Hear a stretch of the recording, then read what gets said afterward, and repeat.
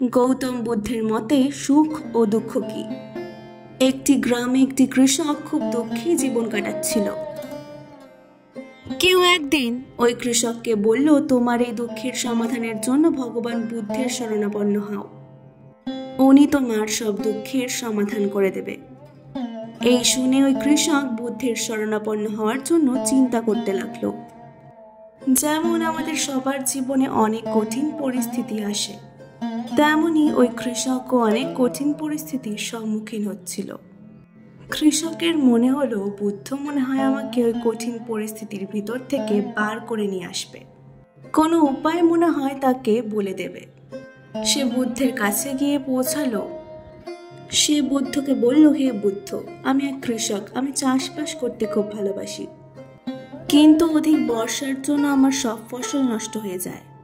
গত বছরেও আমার কাছে খাবার জন্য কিছু ছিল না, আর এই বছর আমি জমিতে ফসল লাগিয়েছি আর প্রচুর বৃষ্টি হয়েছে, এই কারণে আমার সব ফসলই নষ্ট হয়ে গেছে।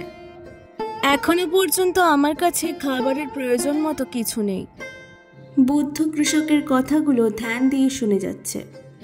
কৃষক বলল, আমি বিবাহিত এবং আমার স্ত্রী আমাকে খুব ভালোবাসে, আর আমিও ওকে খুব ভালোবাসি, কিন্তু কখনো কখনো সে আমার সঙ্গে খুব ঝগড়া করে।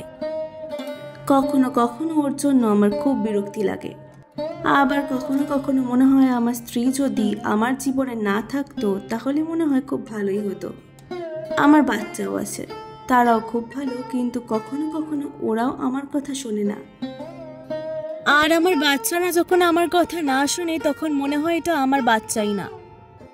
কৃষক তার জীবনের এই কাহিনীগুলো বুদ্ধকে বলেই যাচ্ছেন, আর এক এক করে তার জীবনের সমস্ত কঠিন পরিস্থিতির কথা বুদ্ধকে সব বললেন। কৃষকের জীবনের অনেক সমস্যা ছিল, বুদ্ধ তার জীবনের সমস্যার কথাগুলো ধ্যান দিয়ে শুনছিলেন। বুদ্ধ একটা শব্দও করল না, আর উনি বলেই চললেন। এরকম বলতে বলতে এক সময় তার জীবনের সমস্ত সমস্যার কথা সমাপ্ত হয়ে গেল।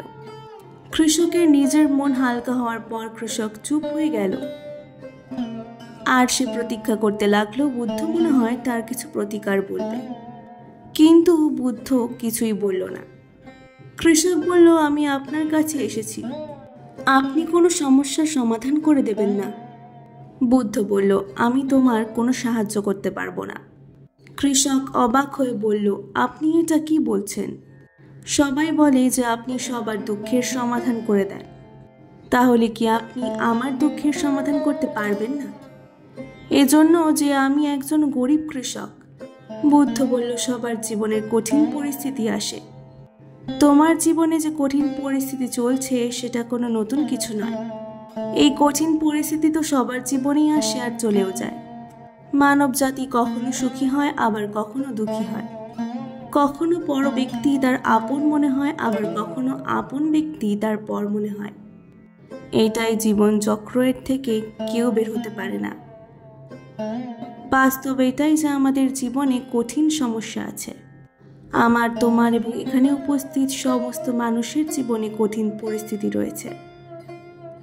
তুমি তোমার এই জীবনের সমস্যার সমাধান করতে পারবে না, কেউই করতে পারবে না। আমিও তোমার এই সমস্যার সমাধান করতে পারবো না। যদি তুমি কোনো কঠিন কাজও করো আর তুমি যদি সেই কাজে সফল হও, তখন ওই জায়গায় আবার একটি নতুন সমস্যা দাঁড়িয়ে যাবে। জীবনের কোনো ভরসা নেই। তুমি যাদের খুব ভালোবাসো তারাও তোমাকে একদিন ছেড়ে চলে যাবে, আর একদিন এমন আসবে তোমার জীবনও তোমাকে ছেড়ে চলে যাবে, তুমিও এখান থেকে চলে যাবে। তাই এই জীবনেরও কোনো ভরসা নেই। এক সময় তোমার প্রিয়জনেরা ছেড়ে চলে যাবে, তারপর এমন দিন আসবে তুমিও চলে যাবে। সমস্যা সব সময় একই রকম থাকবে।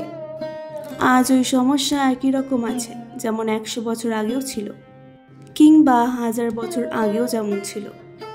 সমস্যা যেমন তেমনই থাকবে, আর এই সমস্যার কেউ কখনো কোনো উপায় বার করতে পারবে না। কৃষক বুদ্ধের এই কথা শুনে রেগে গেল। কৃষক বলল, সবাই বলে যে আপনি একজন মহাপুরুষ। আমি এই ভেবে এসেছিলাম যে আপনি আমাকে কোনো সাহায্য করবেন। যদি আপনি আমার সমস্যার সমাধানই না করতে পারেন তাহলে আমার এখানে আসা তো ব্যর্থ হলো। তাহলে সবাই মিথ্যা কথা বলে যে আপনি নাকি সবার সমস্যার সমাধান করেন। আপনি তো আমার একটা সমস্যারও সমাধান করে দিলেন না। আপনার থেকে তো ওরা খুব ভালো যে মহাপুরুষেরা 2 বছর আগে আমার বাড়ি এসেছিল। ওরা আমার কাছ থেকে দান নিয়েছিল, দক্ষিণা নিয়েছিল, আর তখন আমার মনে খুব শান্তি অনুভব হচ্ছিল। আর কিছু সময়ের জন্য সুখেও ছিলাম। কিছু দুঃখ কমে গিয়েছিল, কিন্তু আপনি তো আমার কোনো সমস্যার সমাধান করলেন না। আপনি তো আমায় স্পষ্ট বারণ করে দিলেন যে হবে না। বুদ্ধ বললেন, তোমার ওইসব করার জন্য তোমার কি সব দুঃখ চলে গেছে? তুমি কি আগের থেকেও বেশি দুঃখে নেই? এই দুঃখ কোনোদিনই শেষ হবে না। কৃষক বলল, তাহলে কি আমি মেনেই নেব যে আপনি আমার কোনো সমস্যার সমাধান করতে পারবেন না? আপনি যদি ছোট ছোট সমস্যার সমাধান করতে না পারেন, তাহলে আপনার শিক্ষা কোন কাজে? বুদ্ধ বললেন, আমি তোমার 83 সমস্যার সমাধান করতে পারবো না, কিন্তু আমি তোমার 84 সমস্যার সমাধান করে দেব। কৃষক অবাক হয়ে বলল, 84 সমস্যা? সেটা আবার কোন সমস্যা? বুদ্ধ বললেন, তুমি তো এই চাও যে তোমার জীবনে যাতে কোনো সমস্যাই না থাকে। এই সমস্যার জন্য তোমার সমস্ত সমস্যার জন্ম হয়েছে। যদি তুমি এই কথাটা স্বীকার করে নাও যে জীবনে সমস্যা থাকবেই, সবার জীবনে কোনো না কোনো সমস্যা আছে, তুমি সর্বদা ভাবো যে তুমি এমন একটা ব্যক্তি যে এই পৃথিবীতে সব থেকে বেশি দুঃখে রয়েছে, আর তোমার মতন আর কেউ দুঃখে নেই, তাহলে তোমার আশেপাশে একবার দেখো। যারা তোমার আশেপাশে রয়েছে ওরা কি তোমার থেকে কম দুঃখে রয়েছে? তোমার নিজের দুঃখ বড় লাগে, আর তোমার আশেপাশে যারা রয়েছে তাদের কাছে তাদের দুঃখ বড়। এই পৃথিবীতে সবার কাছে তার নিজের দুঃখই বড়। সবার এটাই মনে হয় দুঃখ ছোট কিংবা বড় হোক, কিন্তু ওটা যার সঙ্গে ঘটে তার কাছে ওটাই বড় লাগে। আমাদের অন্য কারো ব্যাপারে কখনোই কোনো চিন্তা হয় না, আর অনেক দূরে থাকা মানুষের চিন্তা তো আমরা কখনোই করি না। আমাদের কাছের আত্মীয় স্বজন যদি কিছু থাকে, তাহলে তাদের ব্যাপারে অল্প কিছু চিন্তা হয়তো আমরা করি, কিন্তু ওটাই যদি নিজের ব্যাপারে হয়ে থাকে, তখন আমরা খুব বিভ্রান্তির মধ্যে পড়ে যাই, বিচলিত হয়ে যাই। আমাদের নিজেদের জীবনে যদি কোনো সমস্যা না থাকে, যদি জীবনে সুখ থাকে, তাহলে আমরা ওই সময় অন্যদেরকে উপদেশ দেওয়ার চেষ্টা করি যে এরকম ভাবে চলো, ওরকম ভাবে চলো, তাহলে তোমার জীবনেও সুখ আসবে। তুমি এত দুঃখ করছো কেন? দুঃখ আসে এবং চলে যায়, কিন্তু যখন এই ঘটনাই আমাদের নিজেদের সাথে ঘটে, তখন এই উপদেশ আমরা বুঝতে পারি না। আমরা শুধু আমাদের নিজেদের দুঃখে দুঃখী হতে পারি। এটাই হলো সেই 84 সমস্যা। যা তুমি চাও তোমার জীবনে কোনো সমস্যা না থাকে, এটাই হলো সমস্ত সমস্যা তৈরির কারণ। যদি তুমি ধ্যান দিয়ে দেখো আর বোঝার চেষ্টা করো যে জীবন সুখ আর দুঃখ দিয়েই ভরা রয়েছে, এটাকে তুমি কখনোই বদলাতে পারবে না। যদি তুমি এটা চাও যে তোমার জীবনে সর্বদা সুখ থাকুক এবং তুমি নিজে সর্বদা সুখী থাকতে চাও, তো এটা সম্ভব নয়। আর তুমি যদি এটা চাও যে তোমার জীবনে সর্বদা দুঃখ থাকুক, তো এটাও সম্ভব নয়।